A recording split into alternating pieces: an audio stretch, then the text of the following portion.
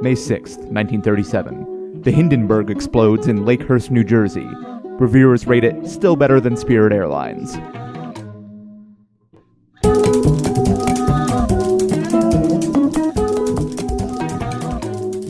Welcome to The Revisionists. I'm Brian Flynn. I'm Zach Powers. And we have a great show for you tonight. The reigning champion of the Comedy Works New Faces contest, member of the Pussy Bros, and one of the finest comics, not just in Denver, but really anywhere. Janae Burris is here. Thanks, Brian. I appreciate it. Okay, I couldn't tell what that laugh meant. Because I think Brian hasn't been anywhere, I guess. He doesn't travel very much, but thank you. I'll take it. I stand by what I said, but both things can be true. I only get to be the reigning champion for a little bit longer, so I do appreciate you saying it. That's true, but the memories will last a lifetime. Zach, how are things going? Zach, what are you doing? I'm sitting in my unfurnished new apartment room with the lights off. Boxes around. It keeps getting more and more romantic. It's like the sad early part of a Philip Seymour Hoffman movie, or the sad late part or of the a Philip end Seymour part. Hoffman life. Really, any part of a Philip Seymour Hoffman life or film. R.I.P. What a talent. Except I imagine, like, I'm not doing that thing that I feel like would happen in a Philip Seymour Hoffman movie where he's sadly masturbating under the blankets. That's not happening. You're not doing that? Just again, I'm not doing that. Very clear that is not happening. I'm a professional when it comes. That's for later. This is podcast Anyway. time. That's for later. Saving a little treat for later. That's something for Daddy. Oh, hello. Well, I'm already disgusted with myself. That took less time than usual. This is why he didn't want you to see his face. Anyway, welcome to The Revisionists. Yeah. If you are new to the podcast and did not already turn it off, this is because you were so excited. Yeah. That you had to go sadly masturbate. You're like, oh, I forgot. It's Saturday. It's sad masturbation day for me. Yep. Anyways. Let's be honest. Every day is sad masturbation day for a lot of people. For a lot of, great. Loving this. Anyways. Especially during the Trump administration, I feel like it's really taken an uptick. Anyways, in this podcast, we discuss a person or event from history. And one of the people on the show presents an accurate, true account of that person or event. And the other person brings a bullshit bananas crazy alternate version. And at the end, we vote on what becomes the real history of the globe moving forward. Mm-hmm. And last episode, we did Genghis Khan. You're really getting very dramatic with your presentation at this point. Yeah. And I it. believe that the normal addition that we make to these stories is a bunch of murder and or sex, and we could not add enough to make the alternate version of Genghis Khan more appealing. So the real history won out, I believe. Yeah, Christy Buckley's real history, which also involved a digression about her history professor, Dr. Lou. So thank you, Christy, and Dr. Lou also. Yeah, who may be Bernie Sanders in a wig, possibly. Genghis Khan is really already so very. He's fire. Yeah, you can't really spice that up at all. Mm-hmm. He's 100 emoji. He's fire emoji. Anyway, God damn it. Who are we discussing this time? Oh, we're discussing a personal favorite of mine, Olga of Kiev, who gets shit done. She don't take no prisoners, and she gets shit done. Very literally. This is, along with Genghis Khan, one of the episodes we were originally going to bring you in November, but the then impending disaster of a Trump presidency. And now the current disaster. Yep. Hey, if you're listening to this, maybe call your senators because people in the House just voted to take away health care. Not to get too real about it. But anyway, this It episode. would be a good archive of how life was, in these years when healthcare was just being taken away. That's in 30 that's years, the kids will be like, oh, remember when Grandpa didn't understand, how terrible, really, truly terrible it was? Yeah. Yep. See, the difference is people, like normal people, sadly masturbate, but Republican House members masturbate to sad things. That's kind of the key difference between the two. Yeah, that's the key. Is this a thesis you're working on? Yeah, it's. I'm gonna have to defend it next week in front of my professor. Your professor, who's just random dude. Yeah, it's, Professor Lou, aka Bernie right. Sanders in a wig, who's gonna be into it. Anyway, this episode I'll be doing the actual history of Olga of Kiev, and Janae, you'll be doing the alternate.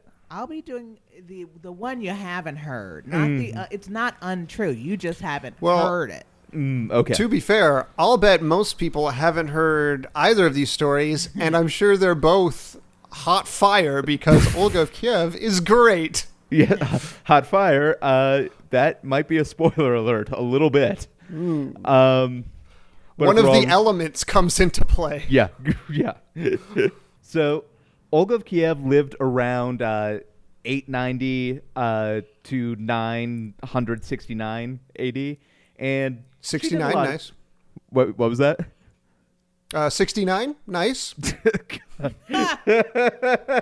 I'm so glad I made you repeat that. That was so worth it.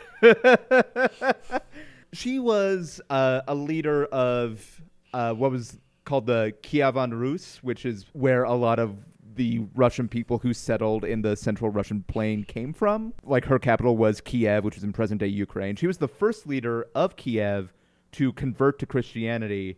She was also made a saint by, like, 3 different churches. I think you will find, as this story goes on, the fact that she is a saint is a little weird.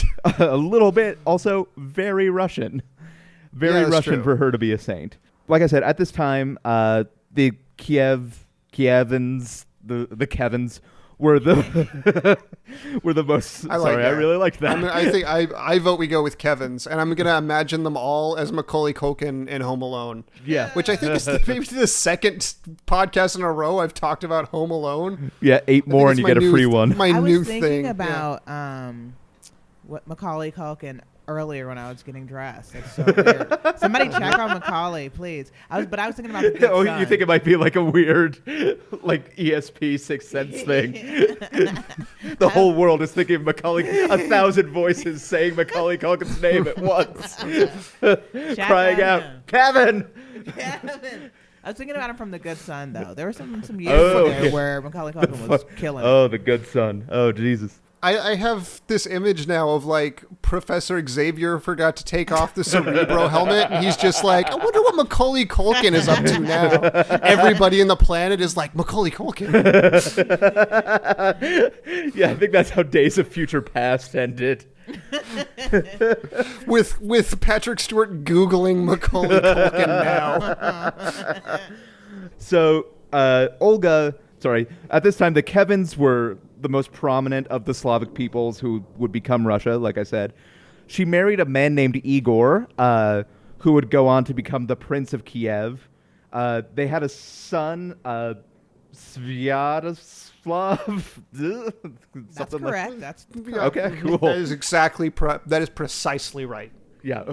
Oh, perfect. He was also born during the Great Vowel Famine of 915 AD. Yeah.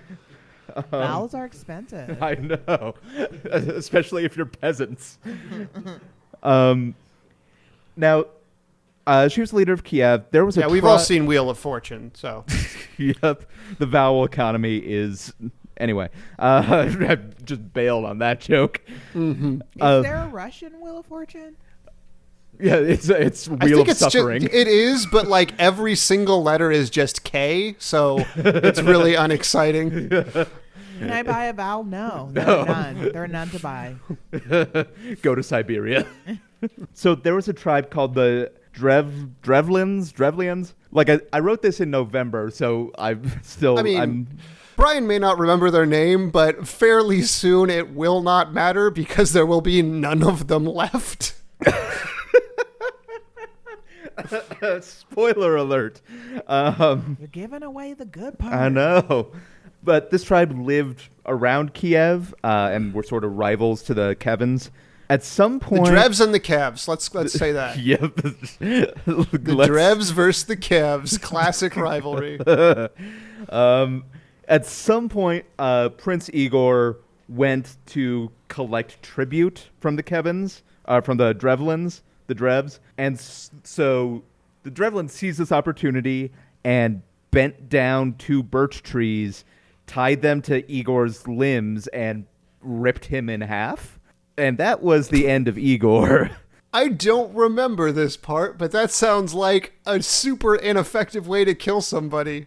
I feel like on the part turns out crazy effective. I feel like there was a lot of like Igor like not knowing what was going on, and the guy being like, "Can you hold still for like just a sec?" Yeah, that's like one of those weird Porky Pig sketches when he's like, "Here, hold an apple in your mouth. Here, get in this pot. Here." All these things. These things. After they ripped her husband in half, the Drevlins asked Olga if she wanted to marry their Prince Mal. They sent an envoy of 20 men to propose that idea to her. And what Olga did is she buried them alive, basically. She summoned them all in and shoved them in a pit and just covered them with dirt. Well, she didn't want to marry him, and I mean, like, who could blame take her? No for an answer. This type of shit wouldn't happen. I feel like this is again a situation where maybe it was like the Porky Pig thing again, where she was like, "Okay, just get in this pit for a second, though." I feel like a lot of that. There's like a weird, like very brutal Porky Pig aspect to a lot of this. Yeah, that's why Olga of Kiev is sometimes called Russia's Porky Pig. Yeah, great. So after she buried his ministers alive, Olga sent a message to Prince Mal that she accepted his marriage proposal, but she said she needed him to send all of his best men to escort her to their village, and he totally did that. He sent them. When they arrived at Kiev, Olga invited them to relax in a bathhouse, which was the custom at the time. And she locked the bathhouse from the outside and set it on fire and burned them all alive. Then, and this is the genius part. This is the part where it's like, I don't understand why they keep falling for this. She invited the remaining Drevlin nobility to a funeral feast for everyone she had killed and her husband. And yeah, the best thing about having your brethren slaughtered is at least there's a feast after. Yeah, right. So they're like, well, all right. Here we go. I guess we're all going to Arby's. I mean, she did slaughter a lot of our brethren, but it does say open bar, so like, who can resist? Well, that open bar was part of this because at this funeral feast, she got all of their whole army drunk and then had her soldiers come up behind them and kill all of them basically at once. Over 5,000 Drevlins were killed in like a matter of minutes. So there's more to this. The Red Wedding is like bullshit, some old bullshit for Olga of Kiev. Yeah, it's. But then again, those numbers kind of seem outrageous. 5,000. How many did Genghis Khan say? 2,000? 3,000? Let's go with 5,000. Yeah, we just want to be better than Genghis Khan. Well, she's staying on brand, which I admire a little bit. Like after this point, this is when she actually like brings her army to attack the Drevlins, the Drevs. Drevs. And like the villagers, they are the only people who have realized, oh, this person is going to try to kill us. And they very much want that to not happen. So they offer Olga like all their best stuff, all their honey and their furs. Their best stuff is like, ooh, This- ooh, is this what you guys, is all we can put together here? Honey and furs? Oh, God. We're gonna die. We're gonna We got honey, furs. We have this old Boys to Men CD we found. This is all I have. Oh, man. Well, I'm not going to flashback give her my. to- I'm not going to give her my Star Wars figurines. Those are special. Saving those. God damn it, Kevin. So Olga, seeing sort of their poverty, took mercy on the villagers, and she asked them for only 3 sparrows and 3 pigeons from each house, which apparently they had a lot of, I guess. Yeah. I mean, at the time, people were fucking drowning in sparrows. Yeah, literally. It was a big Russian cause of death. And sparrows were the Beanie Babies of the time. I love the villagers are like, cool, we have a shitload of birds to give away. And so they do that, and they're like, cool, we're not going to die. But then Olga had her soldiers tie little bundles of sulfur to the birds and had the birds fly back to the houses they came from, and the entire village burned down. This person is a saint. I want a Russian saint. Well, she's oddly enough, funny enough, the saint of widows, right? I think so, yeah. Which makes perfect sense. Yeah. In that case, Yeah. making widowmaker over there. And she's in terms of widows to have, if I get murdered and I got a widow at that point, I should hope that she would at least have the courtesy to burn down a whole fly village. Yeah, fly a few firebirds into the homes of my enemies. Why don't you? Is that too much to ask? Yeah, was that on your Tinder? Wife? Was that on your Tinder profile of what your must be willing to use smite my birds enemies as fire weapons? Smite my enemies.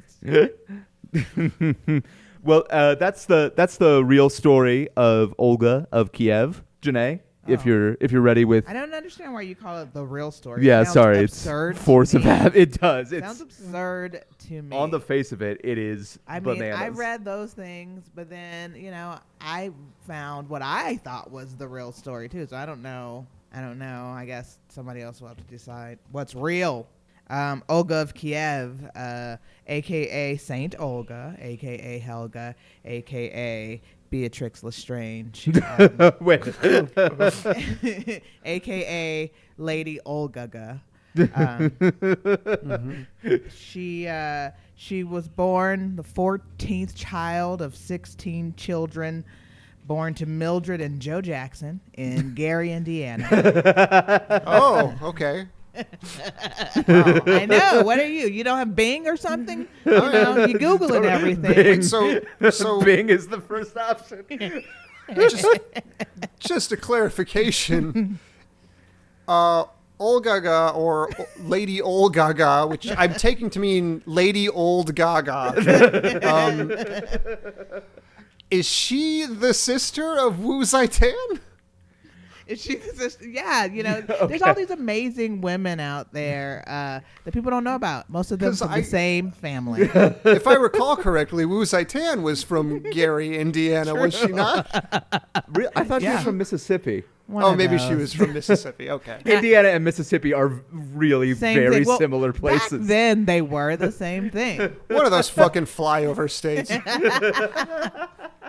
And they were also part of the Jackson family, the notorious Jackson family. See, that's more where I thought this was They're part of the and so they the were all, Jackson 16. the Jackson 16. Here's the problem: there were It's over 16 3 times better. Well, they couldn't all make the cut to get it in the Jackson 5. Okay. It could have been Oh, the sure. Jackson 16 if they all had talent. That's a very Joe Jackson argument, actually. Yeah. We know Joe Jackson and we know his high standards, and unfortunately, Lady Old Gaga didn't make the cut. It gets better each time. She didn't make the cut. Even Tito made the cut. So imagine how little talent in singing and dancing Lady Gaga had. Mm-hmm. So she's from this super talented family, but her father never really recognized the gifts that she had, which were many. She had many gifts. Gifts which were, number one, the gift of gab. Which Joe never appreciated. She could really talk to anybody. She could convince 5,000 people to show up for their own murder. She was so good at talking. She really put butts in the seats. She really put butts in the seats. She's like a barker. She could talk to anybody. The gift of gab is a true gift, and hers was never recognized in the Jackson family. She had the what is this? She's a gifted horse. She was also a very gifted horse. Wait, okay, so, all right. This is a twist on the whole story. Is this like a Mr. Ed thing? Look, we all have our own gifts. Of course. It's Olga, Helga, Beatrix Lestrange was a very gifted horse. So is this like a reverse of that thing where two people get into a horse costume where one horse gets into two people costumes and that's how they pass as a person? Such a weird quantum mechanics question. If Can a horse one had horse to be a person? Two people costumes. It's just- like Schrodinger's dumb question. Yeah, it'd be like Siamese twins or something, right? How is it like that? Because they're connected by like the torso. Of course. Exactly. Okay. Exactly like Siamese twins. And she also had the gifts of the Magi. Oh. She was, and Joe, there was just no use for that in the Jackson 5, unfortunately. Combs and hairs and watches and whatnot. I love the gift of the Magi. I like to bring it up anytime I can. Also, Ladyhawke. Like to just put that into conversations. You guys remember Ladyhawke? Anybody? Nobody ever remembers Ladyhawke. I understand I'll just the keep reference. talking I don't about remember it. I'll just Kind keep talking of, about I don't know. Ladyhawke. Ladyhawke starring Matthew Broderick and Michelle Pfeiffer and what's his name from The Hitchhiker and Blade Runner?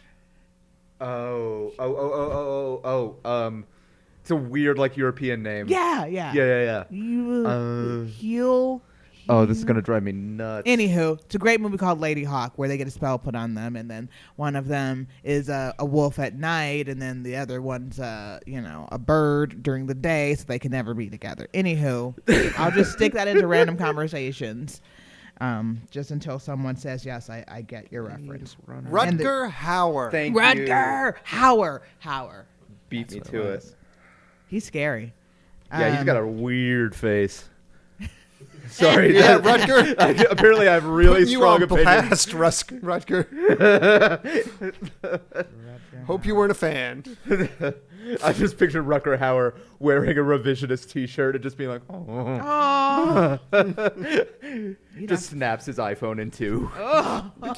Yeah, he was working on the email where he's like, "I'd love to be on your show." Oh man, that makes me sad. Well, Olga, she's very special. She was very special, as you heard by her gifts, obviously. So on her 13th birthday, she struck out east. And she went east. She went very far east. She just kept going east and even further east and very far east until she went so far east that she landed in the Caribbean, all the way around, and discovered that the earth was indeed round. Oh, yeah. If you go far enough A big east, discovery for the time, yeah. if you go far enough east, this will happen. And they give credit to, other explorers. But really, if you read your history, St. Olga, a.k.a. Peggy Jackson, was the one who discovered the Americas. I don't know if a lot of Nice. people know that. I like her strategy of just stealing any accomplishments that Christopher Columbus claims to have That made. he but already didn't really... stole. Okay. Yeah. Yeah, he already stole. And she is from America originally, so it's like, yeah, she Yep. lived here, you know? There you have it. There you Yeah, have she it. discovered it. She discovered it the same way I did, by being born in it. Yeah, which is more than Christopher Columbus did. Yeah, that's true. That's He true. just saw it. I mean, if you were born here, that would make sense that you would think, like, oh, I'm the first person, whatever. And you know what? He didn't even think it was America at first, so that doesn't count. None of it counts. Christopher Columbus is... Columbus, you're on blast. You're on...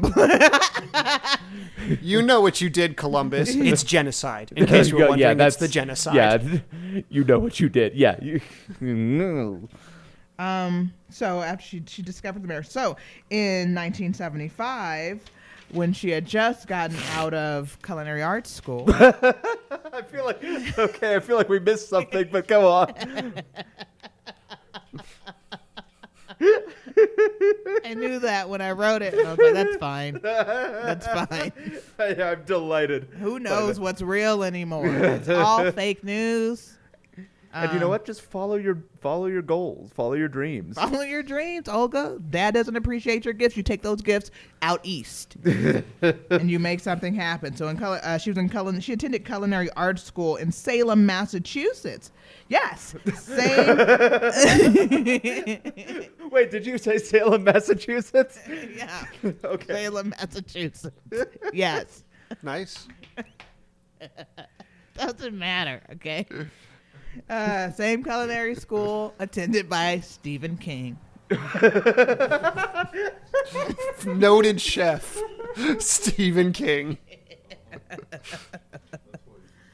Stephen King's been on my mind. Side note.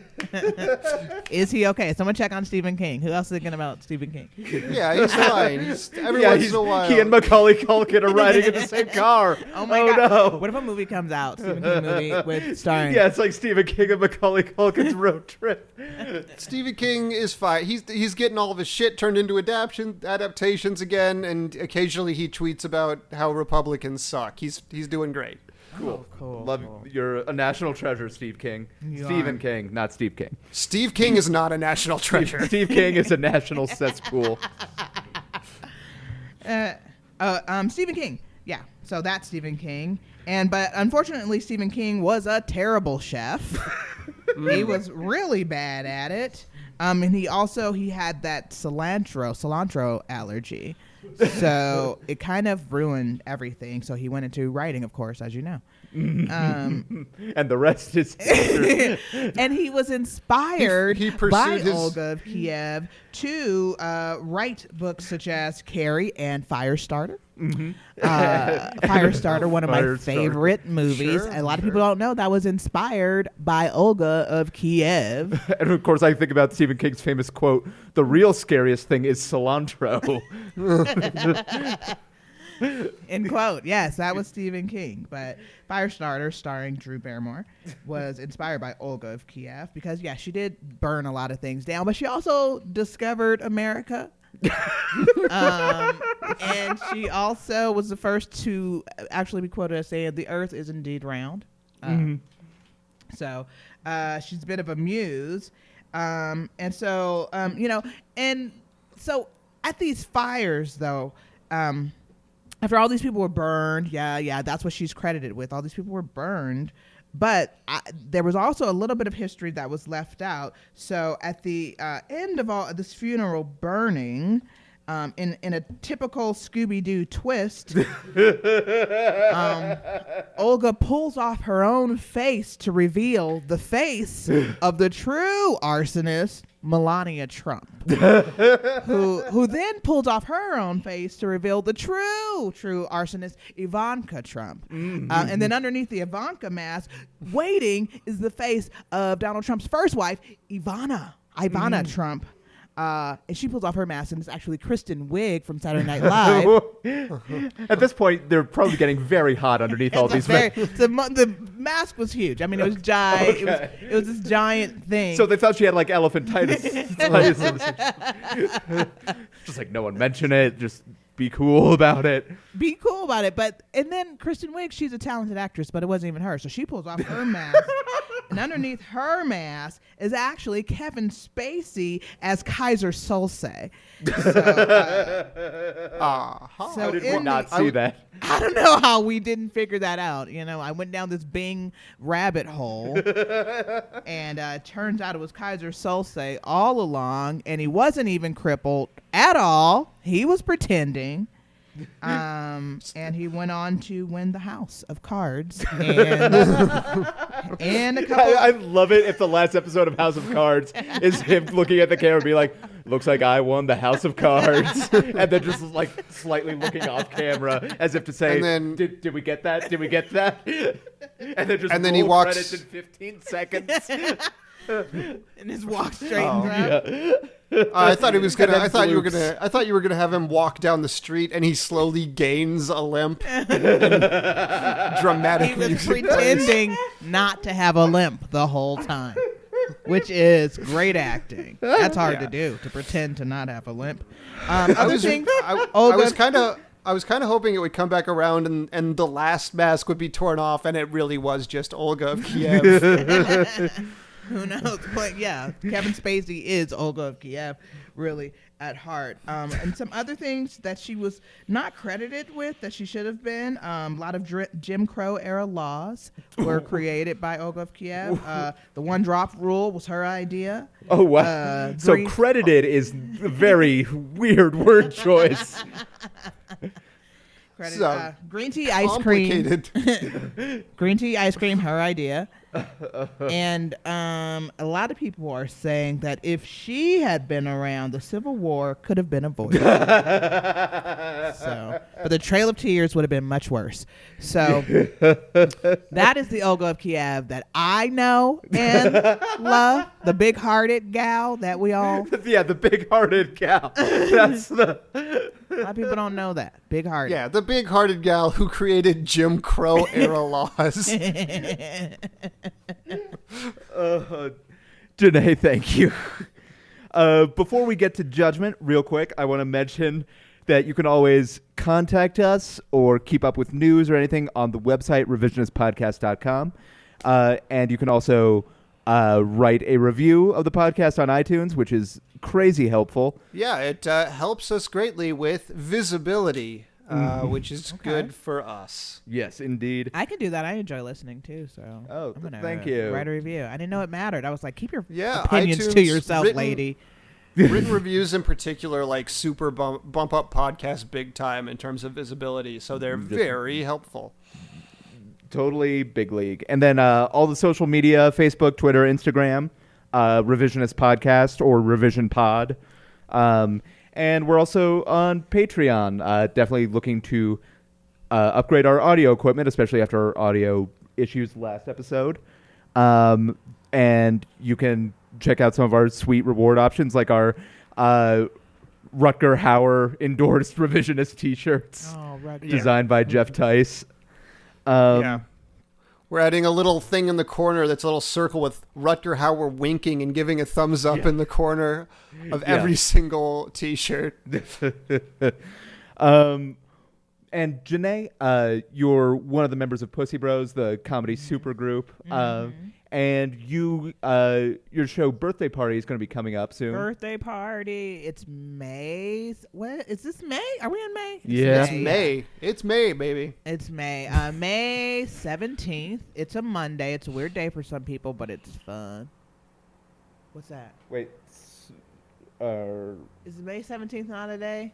That's the Wednesday. 15th is the We Monday. got you, Janae. May 17th. It's been a long May con, but 15th then. it's been a long. Finally, got your journalism at its best. I thought May it was 17th Saturday is all not day. a day. got Straight it up, on there tape. is no May 17th. All the president's men. What's happening? May It just goes from the 15th. 16th to the 18th. Oh man, who knows? I can't keep track of this thing. It keeps just like starting over and over every week. I'm like, I Yep, can't the keep track calendar? anymore. That's time. Yep. Yeah. Who's keeping track of this stuff? It's the 15th. The theme is prom. Brian, I hope you'll be there in a cummerbund and a bow tie. That would be really nice. Alan Strickland Williams is our headliner. Yeah, very, very funny guy. And then also... And just to be clear, that is May 15th. May 15th, a Monday. This year, it is 2017. I thought many days were the 17th this year. I've done that a lot, actually. Okay. Yeah, that makes sense, actually. I can see that. I keep thinking it's the 17th. You also will be one of the comedians featured at this year's Film on the Rocks at Denver's legendary Red Rocks Amphitheater. Yeah. I'll be doing 8 minutes clean, y'all. Clean. In front of Dirty Dancing. In front of Dirty Dancing. Nice. I'm hoping that abortion jokes are still on the table, though. I'm like, the movie is PG-13, then... If there's one thing I know about fans of the film Dirty Dancing, it's that they love abortion jokes. Nobody puts baby in the corner, something abortion joke. Is that the right movie? Yep. Exactly. So as for me, Nighttime Tonight, as always, the third Thursday of every month. So that'll be coming up May 18th. Actually happening May 17th. I will be at at Comedy Works for the first round of the New Faces contest this year. Yeah, nice. Yeah, with friend of the show, Christy Buckley. She is on the same round as I. It's going to be a really great show. There's a lot of really good people on that, so come check it out. May 19th, I'm going to be at Diebold Brewing for that show, which is going to be awesome, hosted by Kira McKalen, who another friend of the show. And then I've said it before, I'm going to be doing some shows in Minneapolis at the end of the month, and you can follow me on social media for those dates and all of that. But I think if we're ready for judgment. Yeah. So here's completely forgot about that part. Here's the thing. I really like the original. This is just a start. I really do enjoy the original story of Olga of Kiev. I was to part the kimono. I was the one who suggested doing that topic. Can we hold on, re-rack? I say we start using that, but I need to know what it means first. I would very much like to not know what that means. Part the kimono. I swear that's a phrase that exists, but it's very popular in the pervert community. Like sweeten the deal. Anyways, I was the one who suggested we do it on the show, if I recall correctly, because Olga is the kind of badass lady people should hear more about. Mm-hmm. But I also, I think ultimately, I enjoy that the revised version takes a lot of credit away from Christopher Columbus that he didn't deserve in the first place.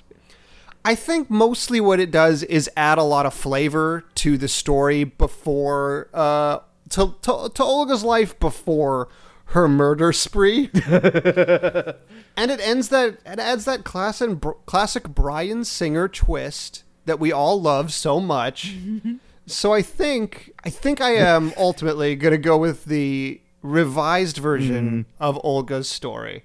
Of course. Yay.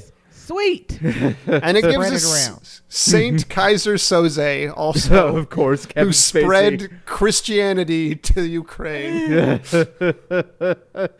Well, Janae, thank you.